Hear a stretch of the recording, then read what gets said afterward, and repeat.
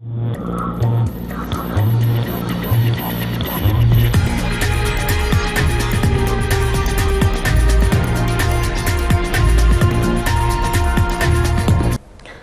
Line میں آپ کو خوش آمدید کہتے ہیں ناظرین. ہم بات کریں زلفی لیکس کا، یعنی کہ زلفی لیکس کی تہلکہ خیزیاں جاری ہیں، یہ سلسلہ رکنے میں نہیں آ رہا. وہ کہتے ہیں کہ انہوں نے جو کچھ بھی بتایا وہ تقریباً 10% ہے، باقی جب وہ بتائیں گے تو تہلکہ مچ جائے گا.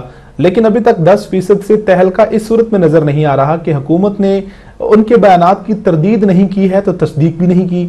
اب جو ذوالفقار مرزا صاحب کے بیانات ہیں وہ چھوٹی نوعیت کے الزامات نہیں ہیں، وہ بہت بڑے الزامات ہیں.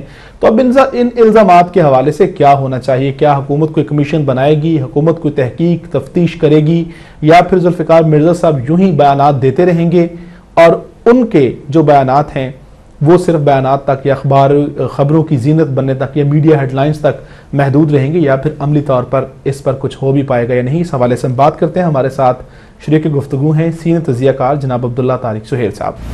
عبداللہ صاحب، آپ کا بہت مشکور ہوں، آپ نے وقت دیا. آپ سے یہ جاننا چاہتا ہوں کہ زلفی لیکس یعنی کہ ذوالفقار مرزا صاحب کے جو بیانات ہیں ان کا سلسلہ جاری ہے، لیکن ابھی تک رد عمل کے طور پر حکومت کی جانب سے کچھ بھی ایسی چیز نظر نہیں آ رہی جس سے یہ لگتا ہو کہ ان کے بیانات کی سچائی جانچنے کے لیے وہ اقدامات کر رہے ہیں. اب کیا ہوگا؟ یہ کافی معنی خیز بات ہے، اور پیپلز پارٹی کی طرف سے ابھی تک ذوالفقار مرزا کے کسی بیان کی بھی تردید نہیں آئی ہے. صرف یہ کہا گیا ہے کہ ہم ان سے لا تعلقی ظاہر کرتے ہیں.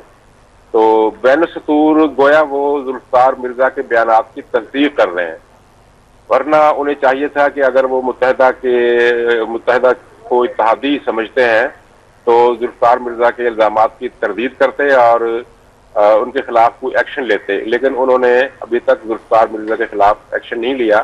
انہوں نے جو استعفے دیے ہیں، 4 استعفے انہوں نے دیے ہیں، ان میں سے 2 منظور ہوئے ہیں، 2 ابھی تک منظور نہیں ہوئے. وہ بدستور پارٹی کے رکن ہیں.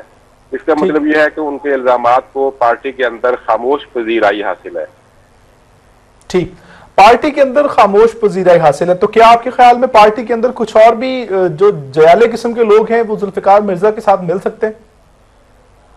یہ تو ابھی وقت کے ساتھ ہی پتہ چلے گا. ابھی تک تو صرف پارٹی کے 2 نمایاں افراد نے ان کی حمایت کی ہے، اور دونوں کا تعلق بلوچستان سے ہے. ایک لشکری رئیسانی ہے اور ایک وہاں کے MN کرد صاحب ہیں. تو اس کے علاوہ باقی حضرات جو خاموش ہیں، حتیٰ کہ سندھ کے جو ایک وزیر ہیں جن پر مرزا صاحب کو اب بہت ناز ہے ان کی دوستی پر، تو وہ بھی ابھی تک خاموش ہے. انہوں نے نہ تردید کی ہے، نہ تصدیق کی ہے، اور نہ کوئی بات اور کسی قسم کی ایسی بات کی ہے جس سے یہ پتہ چلے کہ وہ مرزا صاحب کے بیانات کی حمایت نہیں کرتے. تو یہ ایک کافی اہم بات ہے، اور میرا خیال ہے کہ ان کو اگر مزید ارکان کی اعلانیہ حمایت حاصل نہ ہو تب بھی سندھ کے اندر وہ ایک غیر متنازعہ حد تک لیڈر بن چکے ہیں. اچھا، تو عبداللہ صاحب، آپ سے یہ جاننا چاہتا ہوں کہ جو ایک MKM نے جواباً پریس کانفرنس کی، کیا وہ تاثر زائل کرنے میں کامیاب ہو سکی وہ پریس کانفرنس MKM کے رہنما جو ذوالفقار مرزا صاحب کے بیانات سے قائم ہوا تھا؟ نہیں، وہ تو آپ نے دیکھا کہ نہ صرف یہ ہے کہ وہ کوئی امپریشن نہیں دے سکی، بلکہ ان کا جو ایک مین فوکس تھا کہ الطاف حسین کا وزیر اعظم ٹونی بلیئر کو خط جعلی ہے، اس لیے جعلی ہے کہ اس پر جو پتہ لکھا ہوا ہے وہ غلط ہے. تو وہ ثابت ہو گیا کہ پتہ درست تھا. وہ متحدہ کا دفتر بعد میں تبدیل ہوا. تو اس کے بعد تو ان کے مصطفیٰ کمال صاحب کی کسی بھی بات کا کوئی وزن نہیں رہ گیا. ٹھیک، انہوں نے میڈیا کو تنقید کا نشانہ بنایا، میڈیا اینکرز کو تنقید کا نشانہ بنایا کہ وہ سب جو MKM کے خلاف ہو گئے. تو یہ کیا بات ہوئی کہ وہ اپنے بیانات تو وہ خود نہیں دے رہے تھے، میڈیا پہ تو خود نہیں آ رہے تھے؟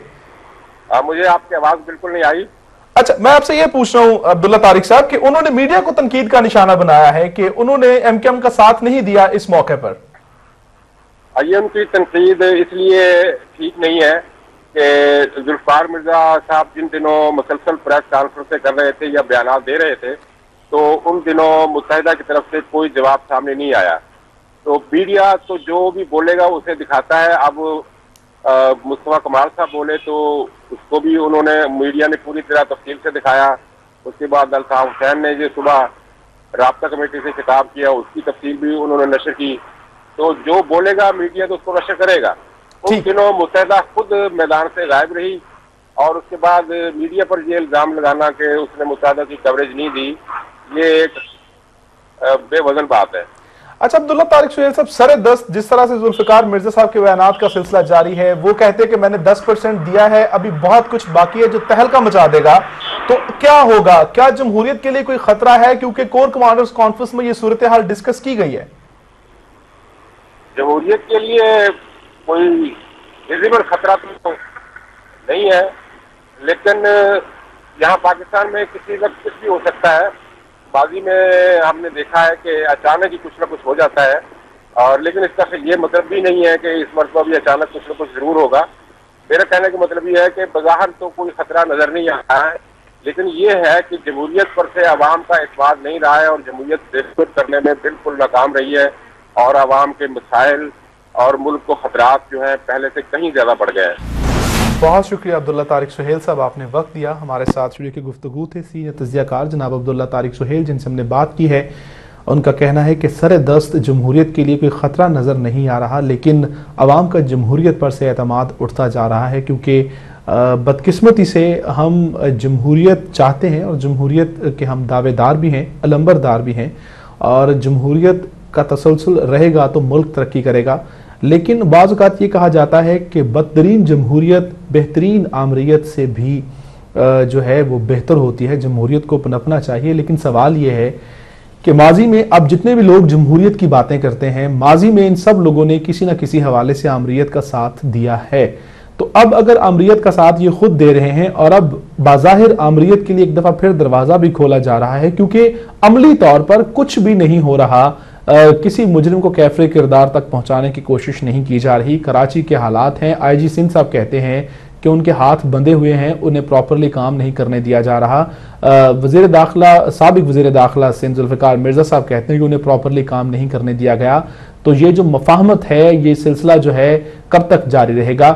اس لیے لوگ جو ہیں وہ جمہوریت کے نام سے متنفر ہو رہے ہیں۔ ضرورت اس امر کی ہے کہ جمہوریت پر عوام کا اعتماد بحال کرنے کے لیے جلد از جلد جو ہے وہ بہتر فیصلے کیے جائیں، تاکہ عوام کو انصاف مل سکے، عوام کو روزگار مل سکے، اور عوام جمہوریت پر اعتماد کریں اور جمہوریت کا پودا اسی طرح سے پروان چڑھتا رہے۔